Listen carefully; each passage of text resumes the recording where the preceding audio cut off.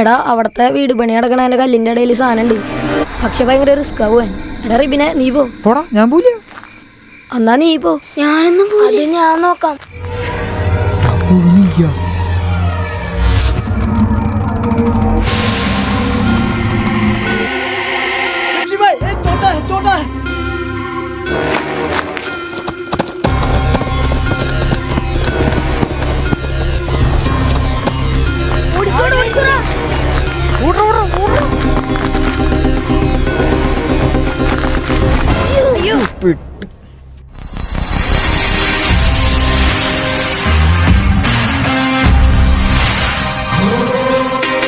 ഇതാ സാർ, കഞ്ചാവാൻ തോന്നുന്നുണ്ട്. ഇതാ ബംഗാളിൽ വിളിപ്പിച്ചത്.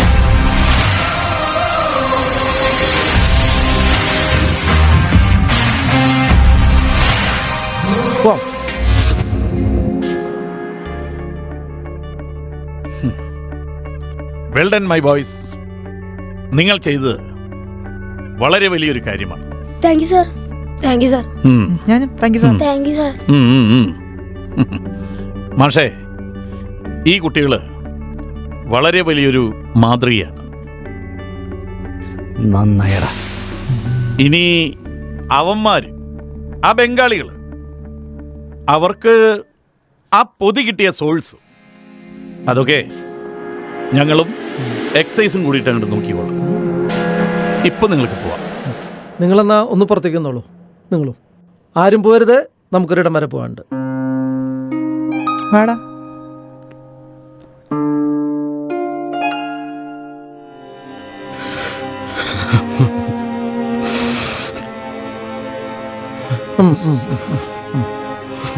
ഒരു പട്ടാളക്കാരൻ കരയാൻ പാടില്ല സാറേ.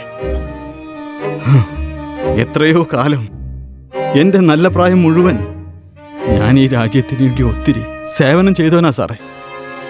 പക്ഷെ അതിനിടയിൽ എൻ്റെ കുടുംബം കൈവിട്ടുപോയി സാറേ.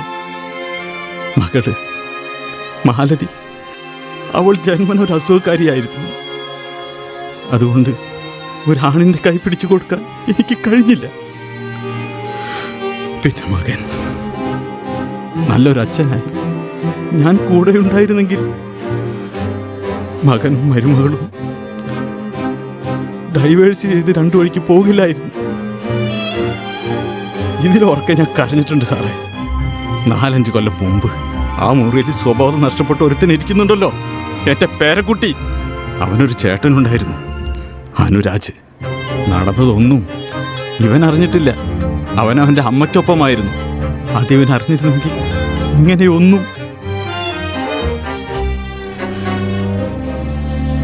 ഇവനൊക്കെ ഈ വലിച്ചു കയറ്റുന്ന സാധനമുണ്ടല്ലോ, അതിവരെ അമ്മയും പെങ്ങളെയും തിരിച്ചറിയാൻ കഴിയാത്ത വിധത്തിലാക്കും മക്കളെ.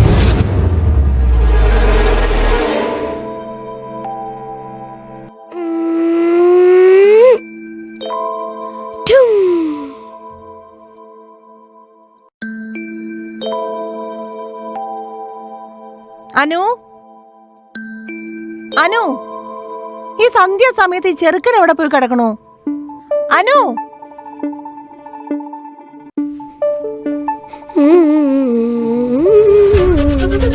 എവിടായിരുന്നു ഇത്ര നേരം? വല്ലതൊക്കെ നമുക്ക് കഴിക്കണ്ടേ? അമ്മയ്ക്ക്